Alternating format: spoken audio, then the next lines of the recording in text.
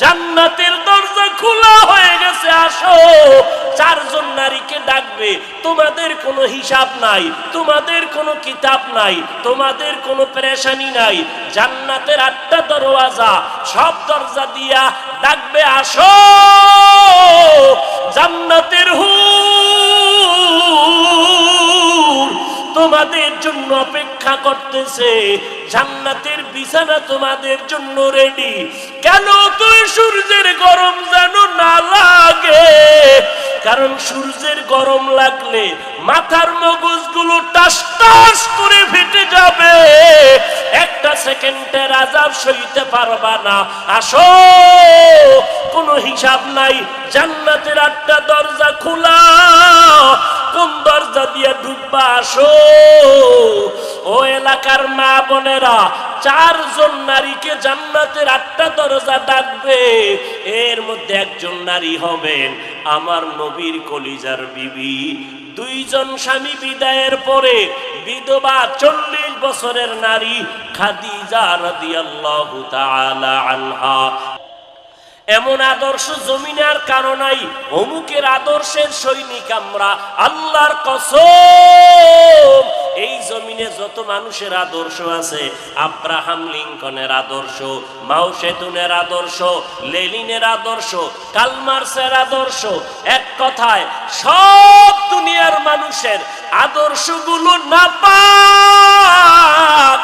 একমাত্র মদিনাওয়ালা নবীর আদর্শই হলো পাক। সমস্ত মানুষের আদর্শ নাপাক, মদিনার নবীর আদর্শ কেন পাক? দুনিয়ার মানুষের আদর্শ নাপাক হওয়ার কারণ তার চোখ দুইটা নাপাক, তার হাতটা নাপাক, তার দিমাগ নাপাক। কারণ আমি নাপাক কেন? বক্তা হইয়া চেয়ারে বসে মজার মজার বয়ান দিলাম, কিন্তু এই এলাকার মানুষ জানে না আমার হাতটা কি পরিমাণ গুনার কাজ করেছে, আমার জবানটা কি পরিমাণ অপরাধ করলো, আমার চোখ দুইটা কি পরিমাণ অন্যায় করেছে। এই এলাকার মানুষ যদি জানতো, আমার চেয়ারে বসে বয়ান করার সুযোগ দিত না। আল্লাহ কয়, বান্দা আমি তোর সম্মানটারে নষ্ট করি নাই। কারণটা কি জানো? তুই বড় আলেম এই জন্য না, তোর বডির মধ্যে আছে পয়গম্বরের আদর্শ, আর তুই মুহাম্মদের উম্মত হওয়ার কারণে তোর ইজ্জত নষ্ট করি নাই। নষ্ট তো করি নাই, আমি আল্লাহ তোরে আবার ডাক দিলাম। তওবার দরজা আইসা যদি 2 ফোঁটা চোখের পানি ছেড়ে আমি আল্লাহকে একবার আল্লাহ বলে ডাক দাও, লাব্বাইক বলে যদি তুই হাজিরা দাও, আমি আল্লাহ তোর জীবনের সব গুনাহগুলো মাফ করে দিব। কারণ আমি চাই না আমার মায়ার নবীর উম্মতেরা জাহান্নামে যাবে। কারণ একটা সেকেন্ডের আযাব আমার কোনো বান্দা সহ্য করার শক্তি হবে না। আম্মা জান আয়েশা বলেন, একদিন দেখি আমার মায়ার নবী আমার হুজরায় বসে গুনগুন গুনগুন করে কান্না করেন। আমি আয়েশা বললাম, নবী আমার কোনো ভুলের কারণে আপনি কাঁদেন, আমার কোনো ব্যবহারে কষ্ট পাইয়ে আপনি কাঁদেন নাকি? মায়ার নবী কয়, না না আয়েশা, তোমার ব্যবহারের কারণে কাঁদি না, আমি কান্না করি হাসরের ময়দানের কথা মনে পড়ে গেছে রে আয়েশা। ওই হাসরের ময়দানটা কেমন ভয়ঙ্কর হবে, ওই কথা মনে পড়ে যাওয়ার কারণে আমি কান্না করি। ও নবীর উম্মতেরা, আমার নবীর আদর্শ দেখিয়া মক্কার মানুষ দলে দলে কালেমা পড়ে নবীর সৈনিক হয়ে যায়। আমার নবীর কেমন আদর্শ! নবী রাস্তা দিয়ে হাঁটে, যেখানে কদম দেয় ওখান থেকে দীর্ঘদিন মিশকের ঘেরান আসতেছে, নবীর ঘাম থেকে মিশকের ঘেরান পাওয়া যায়। আমার নবী হাঁটতেছেন রাস্তা দিয়া, বারবার সালামের আওয়াজ শোনা যায়। সাহাবায়ে কেরাম বলেন, মানুষ নাই, সালামের আওয়াজ কোথা থেকে শোনা যায়? নবী বলেন, ও সাহাবায়ে কেরাম, আমি মুহাম্মদের সুসংবাদ পাইয়া জঙ্গলের হরিণ আমারে সালাম দিয়েছে, জঙ্গলের বাঘ আমারে সালাম জানিয়েছে, জঙ্গলের প্রাণীরা আমারে সালাম দেয়। আমার নবীর শরীরের মধ্যে মশা মাছি পড়া হারাম। আরবের মানুষ তাকায় দেখে মুহাম্মদ যেদিকেই যায় একটা মেঘের খণ্ড তার মাথার উপরে। কেন? সূর্যের গরম জানো নবীর শরীরে লেগে কষ্ট না দেয়, মেঘের খণ্ড ছায়া দেয়। আমার নবীর শরীরে মশা পড়ে না, মাছি পড়ে না, নবী কষ্ট পাবে। সেই নবী আমার এই উম্মতের আদর্শ বাস্তবায়নের জন্য পেটে পাথর বেঁধে কালেমার দাওয়াত দিলেন। আমার নবী মা হারা ইয়েতিম, বাবা হারা ইয়েতিম। নবী বলে আমি দুনিয়াতে সে একবার আব্বা বলে ডাক দিতে পারি নাই রে উম্মতেরা। 6 বছরে মা হারায় ফেললাম, 8 বছরে আমার দাদাকে হারায় ফেললাম। আমার আরবের মধ্যে কেউ নাই, চারদিকে আমার দুশমন। আমি কালেমার দাওয়াত নিয়ে কোথায় যাব? আমি ঘরের মধ্যে বসে কাঁদতেছি। ওই সময় আমার এক আপন, আরবের মধ্যে আর আপন আমার কেউ ছিল না। 2 জন স্বামী বিদায়ের পরে একজন নারী 40 বছরের বিধবা নারী খাদিজা। আমি মুহাম্মদ 25 বছরে তাকে বিয়া করে নিলাম। আল্লাহর আদালতে অনুমতি নিয়ে বিয়া করে ফেললাম। ওই খাদিজা আমার কান্নার কারণ জিজ্ঞেস করলেন, নবী কেন কান্না করেন? ও খাদিজা কান্দি কেন? আল্লাহ আমাকে কোরআনের আলো দান করেছেন, আমি এখন কালেমার দাওয়াত দিব, আমার এই দাওয়াতকে গ্রহণ করবে। আমার ঘরে বাইরে চতুর্পার্শ্বে দুশমন, আমি কার কাছে দাওয়াত নিয়ে যাব? আম্মা জান খাদিজা চিৎকার দিয়া বলে, নবী কোনো পেরেশান হবেন না।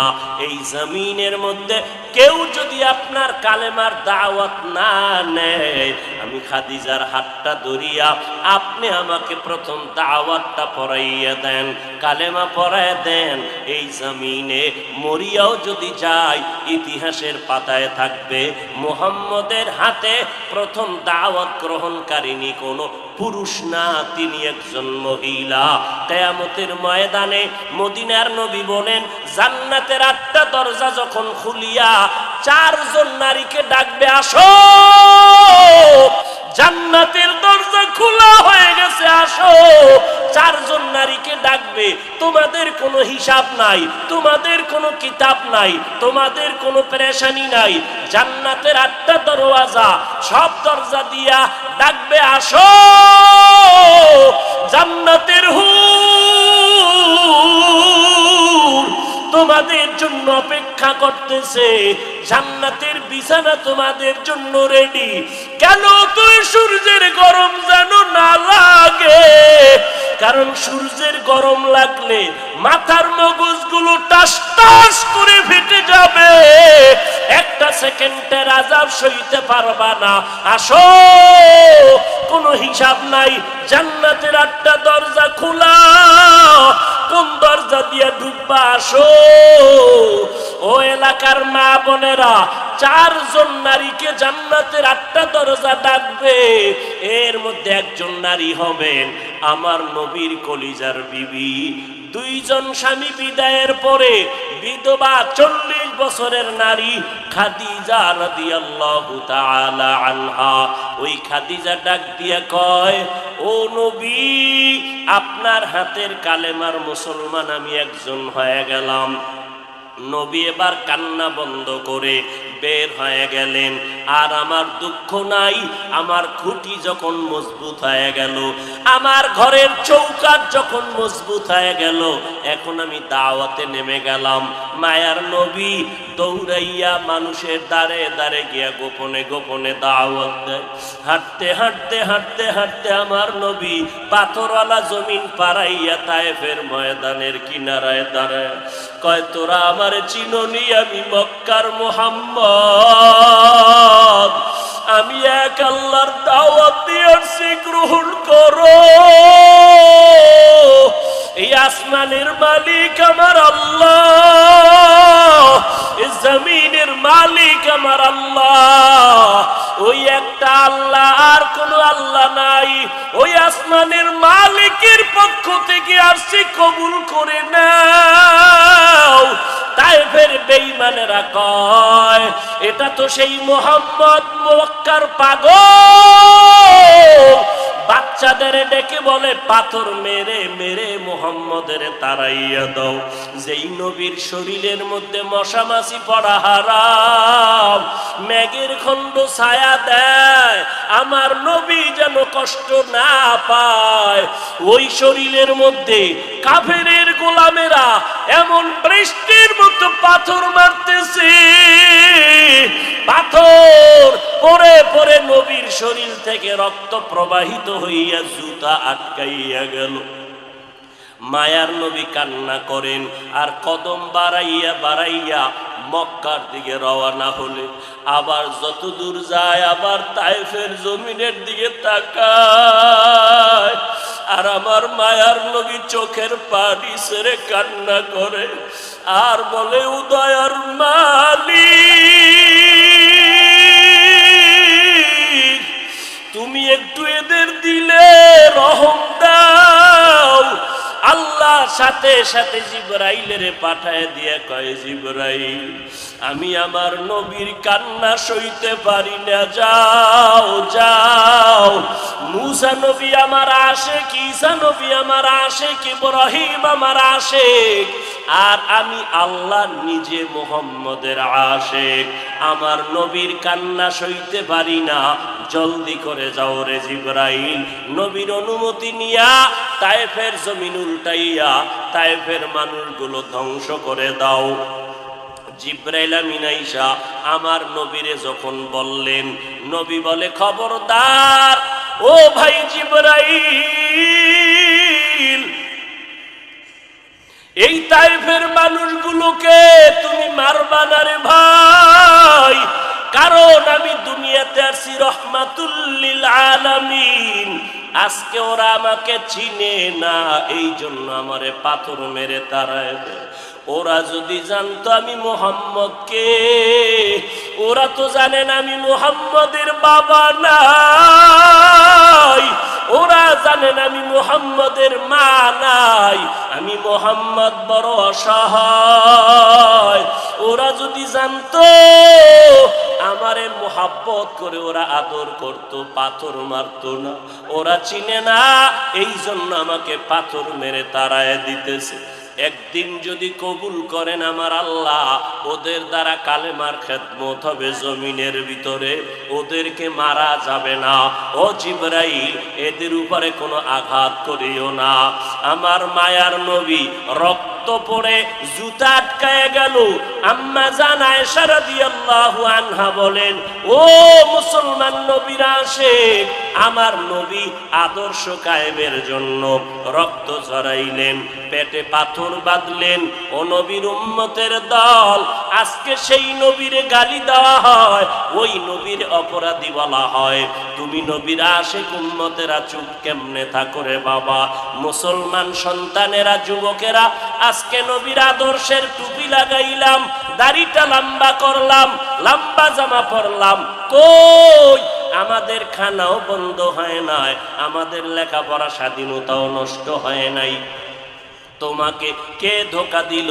নবীর আদর্শ মানলে স্বাধীনতা থাকবে না। ও বাবা, তোমার আমার মতো হুজুর না, তোমার লাইনে নজর করে দেখো, তোমার মতো যুবক স্কুল কলেজে পড়ে এক বেলার নামাজও বাদ দেয় না, দাড়িওয়ালা নামাজি ডাক্তার প্রফেসর ইঞ্জিনিয়ারের অভাব নাই। বাবা বলো তুমি কেন পারবা না? ও আল্লাহর বান্দারা, তোমার আমার মতো যুবক তাকায়া দেখো, ড্রাইভারি করে নামাজ বাদ দেয় না, তুমি কেন পারবা না? তোমার আমার মতো কত ব্যবসায়ী জেনারেল লাইনে পড়েছে, এক টাকাও হারাম খায় না, এক বেলার নামাজও বাদ দেয় না, কোটি টাকার মালিক, ব্যবসা করে, অভাব নাই, তুমি কেন পারবা না? মনে মনে কি ভাবছো আলেমদের কথা মিথ্যা, আল্লাহর কোরআন মিথ্যা? না রে বাবা না। যদি কোরআন মিথ্যা হইতো, যদি জান্নাত মিথ্যা হইতো, জাহান্নামটা মিথ্যা হইতো, আবু বকরের মতো বান্দা জান্নাতের টিকিট পাইয়া ওই সারা রাত নামাজে দাঁড়াইয়া কাঁদতেন না। মায়ার নবী বলেন, ও আবু বকর কেন কাঁদেন? বলে, হাসরের ময়দানের ভয়ঙ্কর হালাতের কারণে আমি কান্না করতেছি। আম্মা জান আয়েশা বলেন, নবী যখন কান্না করেন আমি বললাম, নবী কাঁদেন কেন? নবী বলেন, হাসরের ময়দানের কঠিন হালাতের কথা মনে পড়ে গেল। কেমন কঠিন হালাত হবে নবী? আম্মা জানকে আল্লাহর নবী বলেন, আয়েশা, কিয়ামতের ময়দানে মানুষগুলো সব উলঙ্গ দাঁড়াবে। আল্লাহ পাক রব্বুল আলামিন ওই সিরিয়ার জমিনের মধ্যে বসে কাহ্হারিয়াতের সাইনবোর্ড লাগায়া বলবেন, লিমানিল মুলকুল ইয়াউম। আল্লাহ পাকের কুদরতের আওয়াজটা যখন হবে, হাসরের ময়দানটা থরথর করে কেঁপে উঠবে। ওদিকে আল্লাহ বলবে, সূর্য তুই কই? নিচে নেমে আসো।